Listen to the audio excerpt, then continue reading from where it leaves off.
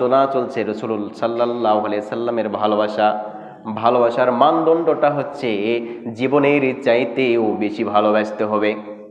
এই কথাটা যখন মুহাম্মদ সাল্লাল্লাহু আলাইহি সাল্লাম বললেন, তার সময়ে সাহাবায়ে কেরাম আল্লাহর নবীকে ভালোবেসে দেখিয়ে দিয়েছেন।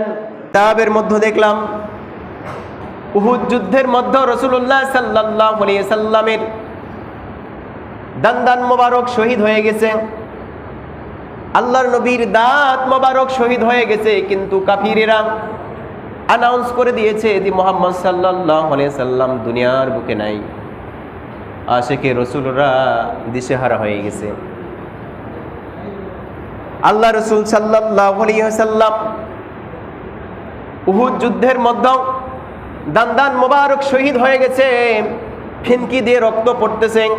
হযরতে আলী রাদিয়াল্লাহু আনহু মশালেত করে পানি নিয়ে এসে মুহাম্মদ সাল্লাল্লাহু আলাইহি সাল্লামের সেই দান মোবারক ধুয়ে দিচ্ছেন তার কন্যা হযরতে ফাতেমা রাদিয়াল্লাহু আনহা।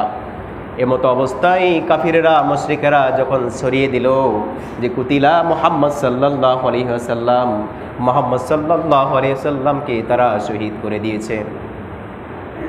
ওই মদিনার নারী সাহাবী দৌড় দিচ্ছেন সেই উহুদের দিকে, উহুদের মাঠের দিকে যখন দৌড় দিচ্ছেন নারী সাহাবী, কাফিরেরা বলতেছে যায় লাভ নাই, তুমি যেও না, কেন? তোমার জন্মদাতা বাবা ওই যুদ্ধের মধ্যে শহীদ হয়ে গেছে। নারী তখন বলে যে আমি আমার বাবার কোনো খোঁজ চাই না, বাবার লাশ দেখতেও চাই না, বলো মুহাম্মদ সাল্লাল্লাহু আলাইহি সাল্লাম কেমন আছেন? সুবহানাল্লাহ পড়ে। রমণী যখন সামনের দিকে আরো দৌড় দেয়, দৌড় দিতে দিতে দিতে দিতে আবার কিছু মুশরিকদের সঙ্গে কাফিরদের সঙ্গে দেখা হয়ে গেল। বলছে যে মাঠে যে লাভ নাই, তোমার দুই সন্তান উহুদ যুদ্ধের মধ্যে শাহাদত বরণ করেছেন। তখন বলছে আমার দুই সন্তানের আমি খোঁজ নিতে চাই না, বলো মুহাম্মদ সাল্লাল্লাহু আলাইহি সাল্লাম কেমন আছে? এই রমণী আবার উহুদ মাঠের দিকে দৌড়। আবার কিছু মুশরিকদের সাথে যখন দেখা হয়ে গেল, তারা তখন বলতেছে মাঠের দিকে যে লাভ নাই, তোমার স্বামী দুনিয়ার বুক থেকে চলে গেছে। ওই রমণী বলে আমি আমার স্বামীর খোঁজ নেব না, বলুন মুহাম্মদ সাল্লাল্লাহু আলাইহি ওয়াসাল্লাম কেমন আছে? আস্তে আস্তে সামনের দিকে যায়, তখন সাহাবায়ে কেরামদেরকে বললেন আল্লাহর নবী কোন জায়গাতে আছেন? আল্লাহ রাসূল সাল্লাল্লাহু আলাইহি সাল্লামের কাছে যখন গেলেন, যাওয়ার পরে রাসূলুল্লাহ সাল্লাল্লাহু আলাইহি ওয়াসাল্লামের জামার আস্তিন ধরলেন।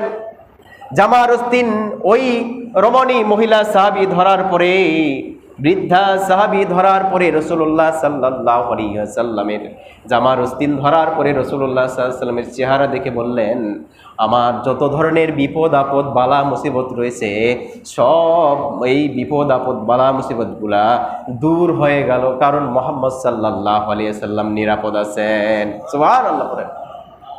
আল্লাহ রাসূল সাল্লাল্লাহু আলাইহি ওয়াসাল্লাম বলেছেন যদি কেহ তার জীবনের চাইতেও আমাকে বেশি না ভালোবাসে, তাহলে সে আমার উম্মতি নয়। আল্লাহ রাসূল সাল্লাল্লাহু আলাইহি ওয়াসাল্লাম তার জীবদ্দশায় এই জিনিসগুলা দেখে গেছেন। কিয়ামত তক পর্যন্ত আশিকে রাসূল যারা, নবী প্রেমিক যারা, তাদের জীবনের চাইতে, তাদের ধন সম্পদ মাল, তাদের স্ত্রী পুত্র যাহা আল্লাহ তাআলা নিয়ামত দিয়েছেন, সব নিয়ামতের চাইতে মুহাম্মদ সাল্লাল্লাহু আলাইহি সাল্লামকে ভালোবাসতে হবে। রাজি আছেন নাকি বলেন? ইনশাআল্লাহ বলেন। প্রিয় ভাইরা, খালি বয়ান শুনলেই হবে না, দিলের মধ্যে রাসূলুল্লাহ সাল্লাল্লাহু আলাইহি সাল্লামের মহব্বত তৈরি করতে হবে। বেশি বেশি করে রাসূলুল্লাহ সাল্লাল্লাহু আলাইহি সাল্লামের জীবনী পড়বেন।